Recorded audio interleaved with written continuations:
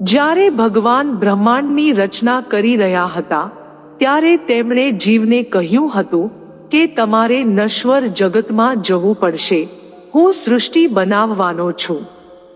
આ સાંભળીને જીવની આંખોમાં આંસુ આવી ગયા અને તેણે કહ્યું, ભગવાન, કૃપા કરીને કંઈક એવું કરો જેથી હું તમારી પાસે પાછો આવું. ભગવાનને દયા આવી. તેમણે પ્રાણી માટે 2 કામ કર્યા. સૌપ્રથમ તેમણે વિશ્વની દરેક વસ્તુમાં અસંતોષ ઉમેર્યો અને જીવને કહ્યું, દરેક વસ્તુમાં અસંતોષ ઉમેર્યો છે. તમે સંસારમાં કંઈ પણ મેળવી શકો છો, પરંતુ તમે સંતુષ્ટ નહીં થાઓ, તમને સંતોષ મળશે માત્ર ત્યારે જ જ્યારે તમે મારી પાસે આવો. અને બીજું કે તમામ ભાગોમાં મેં તેમાં થોડું દુઃખ ભેળવ્યું છે, જેથી તમે મારી પાસે પાછા આવી શકો. આ રીતે દરેકના જીવનમાં કોઈને કોઈ દુઃખ આવે છે.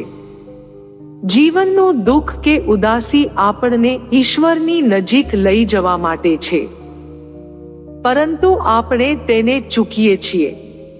આપણી સમસ્યા એ છે કે દરેકને દુઃખ થાય છે ત્યારે આપણે જ્યોતિષ પાસે, મિત્રો અને સંબંધીઓ પાસે દોડીએ છીએ.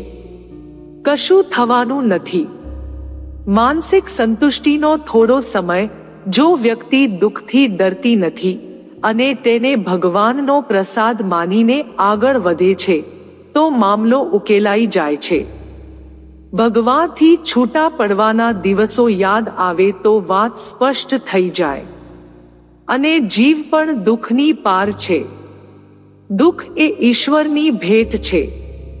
દુઃખનો અર્થ થાય છે કે ભગવાનનો કોલ. તે આપણને યાદ કરી રહ્યા છે.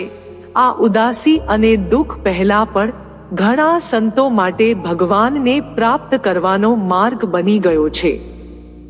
આપણે આ વાત સારી રીતે સમજી લેવી જોઈએ કે સંસારમાં દરેક વસ્તુમાં અસંતોષ છે અને દુઃખ અને વિષાદ એ ભગવાનને પ્રાપ્ત કરવાનું સાધન છે.